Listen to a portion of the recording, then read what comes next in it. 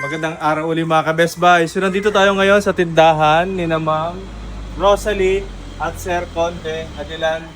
So Longos, Kalayaan, Laguna. So check natin yung generators na binili ni client. Actually dalawang Philking 8000i yung binili ng ating client. Medyo mabigat yon kasi ang halaga ng 8000i ay 90,000 pesos. So dalawa yung binili nila, kaya naman 180,000 pesos in single delivery. Mga ka-Best Buy, hindi kami nag-install nito. Bali, sinilip lang namin yung unit after may install. So siguro inabot ito ng mga isang buwan bago namin napuntahan. So check natin ngayon yung setup nila at para makita nyo kung ano-ano yung mga appliances na pinagana sa pamamagitan ng 8000i. Pasok tayo. Diyan, pili tayo na makukuha.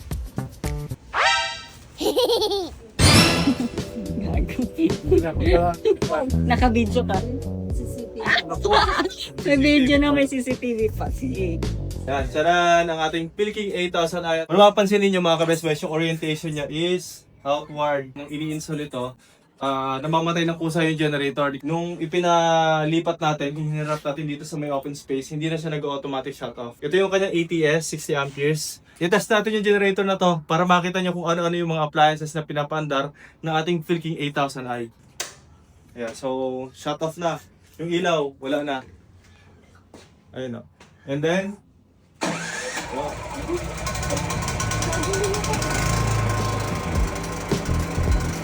Ngayon nga, isilipin na natin yung mga appliances na pinapagana ng ating Philking 8000i. Yung aircon natin mga ka-Best Buys, 2.5 horsepower yan.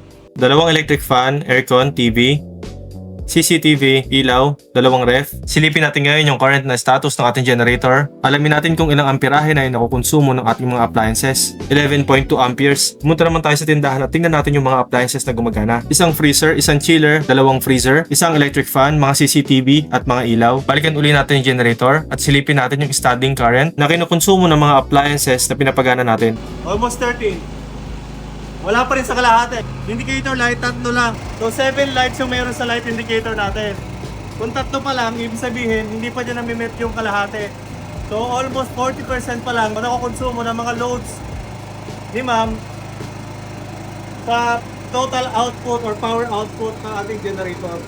So 2:35 in the afternoon, balikan naman natin yung generator after 10 minutes para malaman natin kung steady na ba yung consumption nila or tataas pa ba. At habang naghihintay ng 10 minutes, syempre tikman muna natin yung fried chicken ni Arlia at mukhang pasado naman kay Gistoni. At mula dito ay nakita nga namin yung isang unit pa ng Philking 8000i. Sayang hindi namin mabavlog to, ang laki pa naman ng bahay nila. Okay, time check, 2:50.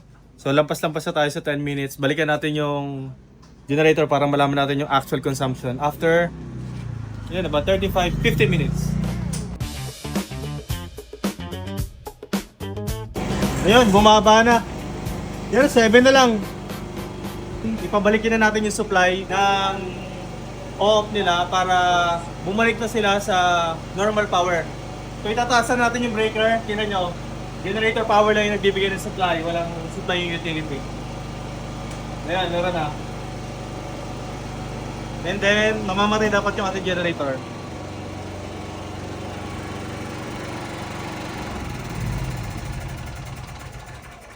Diba?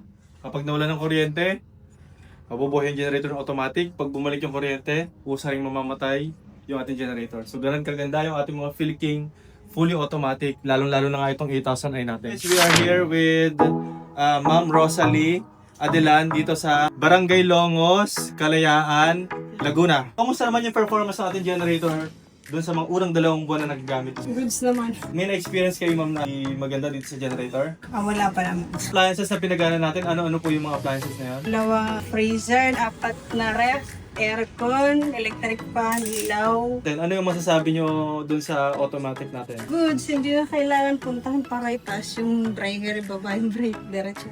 Ito yung sinasabi ko na may frozen business ka, frozen goods business. Pag wala kang kuryente, masisira lahat ng goods mo. Tapos pag may CCTV ka, walang power, hindi mo monitor yung bahay mo remotely. So tulad ni Sir Conte ay nasa... Strike. Hindi. Malayo lang siya, kita niyo yun. Naka. Maraming salamat sa pagtangkil sa Best Buys Mindoro. Shout out Sir Conde na nasa Australia. Okay mga ka-Best Buys, para sa inyong mga orders, comments, at suggestions, si Marky mag-text o tumawag sa aming cellphone number. Nagka-flash sa inyong screen. Bisitahin ang aming Facebook, YouTube, and TikTok for more videos. Maraming salamat uli. Ma'am Rose, thank you. Mag-ingat po tayo palagi. God bless po. At dahil nakita nga namin na 30 amperes lang yung male plug na ginamit nila, kaya naman papalitan namin yan ng 50 amperes. Kasama naman yan sa package. Isa, dalawa. Mahirap kumupit dito.